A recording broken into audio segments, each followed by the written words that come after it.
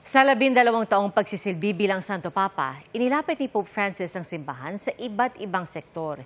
Hindi rin siya nangiming magsalita tungkol sa mga isyung ng lipunan. Ating saksihan.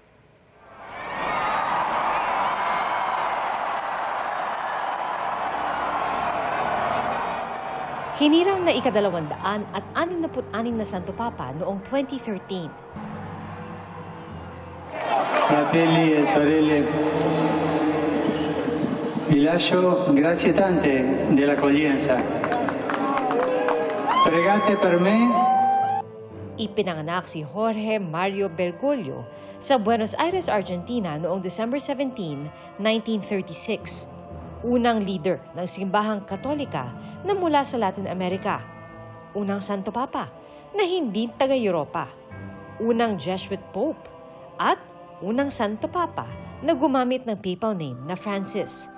Isinunod niya ito kay Saint Francis of Assisi na kanya raw inspirasyon dahil sa payak na pamumuhay at paglilingkod sa mahihirap. Malapit sa tao si Pope Francis at bukas ang puso kanino man, kaya People's Pope ang bansag sa kanya.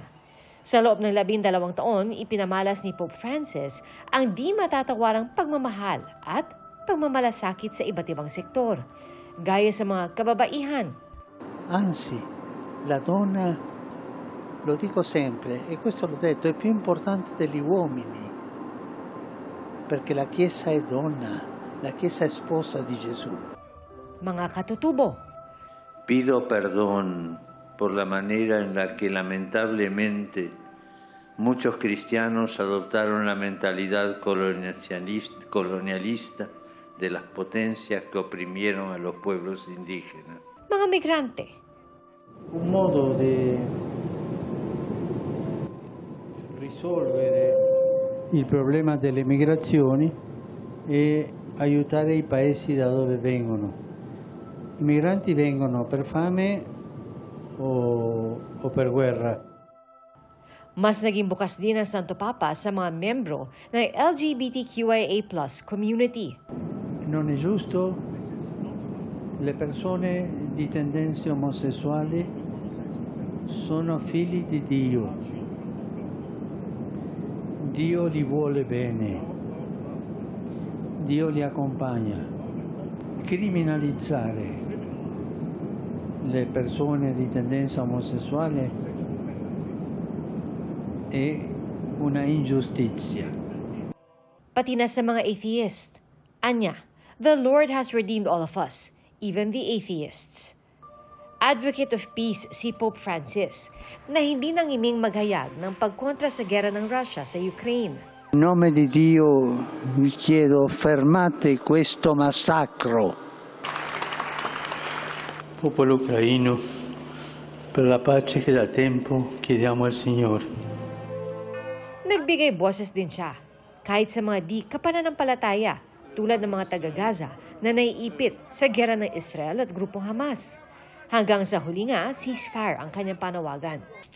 Sa 12 taon niya bilang Santo Papa, mahigit 50 bansa ang kanyang binisita, kabilang ang Pilipinas.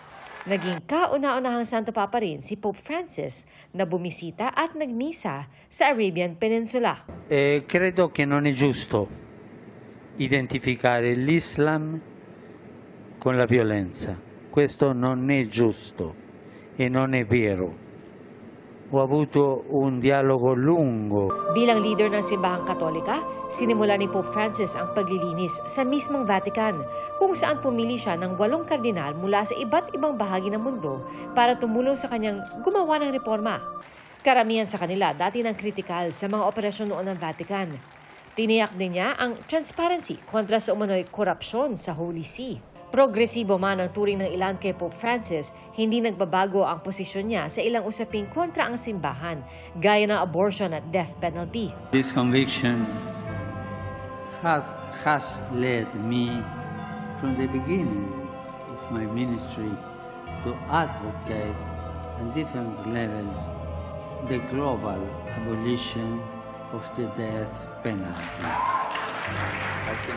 Pero hindi naging mapanghusga si Pope Francis. Por favor, a los sacerdotes, no se cansen de perdonar. sean perdonadores.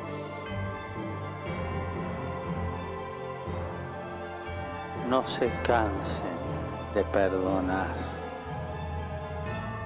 como lo hacía Jesús. At lalong hindi mapangmataas para hindi matanggap ang mga puna o aksyonan ng mga kasalanan ng liderato ng simbahan. Ang 12 taong pamumuno sa simbahang Katolika ni Pope Francis nag-iwan ng malaking marka hindi lamang sa mga Katoliko kundi maging sa iba't ibang relihiyon, sektor at nasyonalidad.